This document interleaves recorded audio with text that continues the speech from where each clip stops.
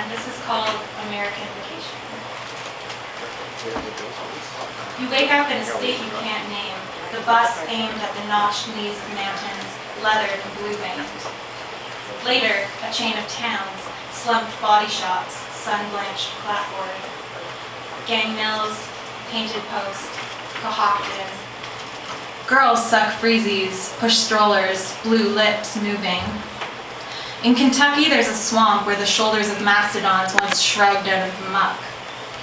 The mini golf course is next in line to be fossilized.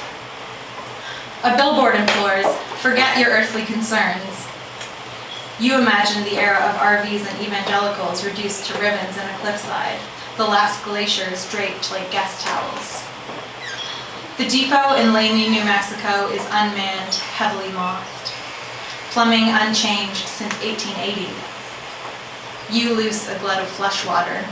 Check your jacket for cocoons. Back on the road, you doze off thinking of caterpillars. Each one holds fragments of its future zipped up like a sleeping bag. A leg, a sliver of wing.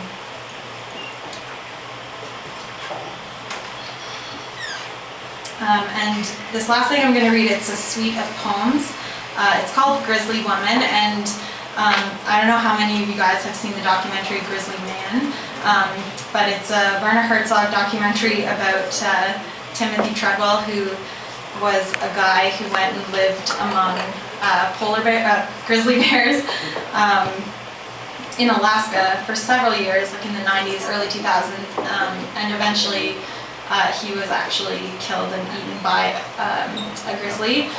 But in his last few years, his girlfriend was there with him, and there's not really that much out there about her, and she was actually eaten by the bear as well.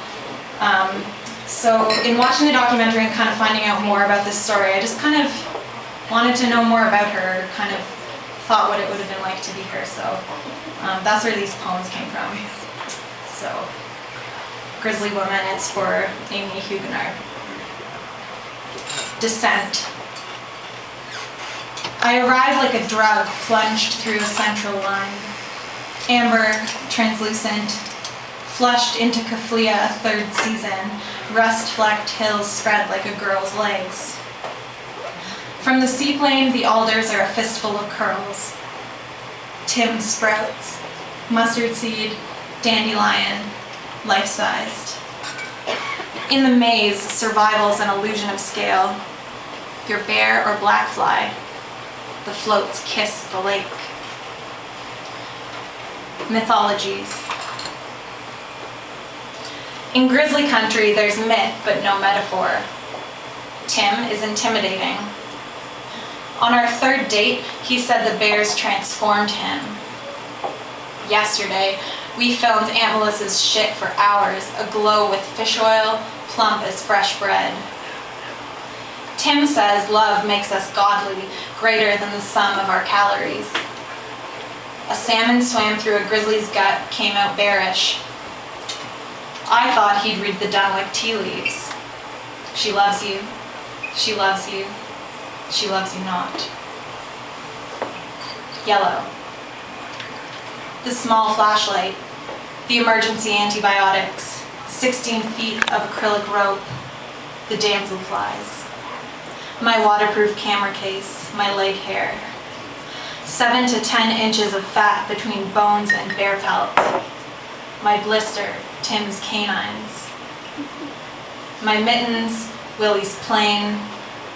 Grubs shiver in the dead cub like custard. Downy licks the yellow berries from the rowan tree. A grizzly will pluck my ribs like a bunch of bananas. The expedition straggled. During the days that followed, we had little time for laziness. Grizzlies patrolled the ridges of our routines, coarse fur in the periphery. October in Alaska, skinny season, sunset month. The maize digested by rainfall, the salmon arrhythmic. We were hungry, my belly clotted with red currants, jerky.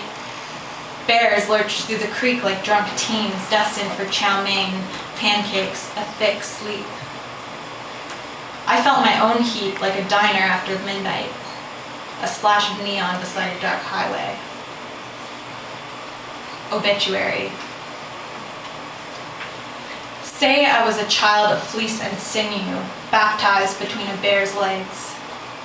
Say my eyes were open. Say I carried twice my weight. Say I shrouded the foxpups in fireweed. Say no recording. Say you scraped this from my skin like lichen. Say the wolf spiders cinched my hair to their waists. Say this is playing dead. I am gold and unraveled.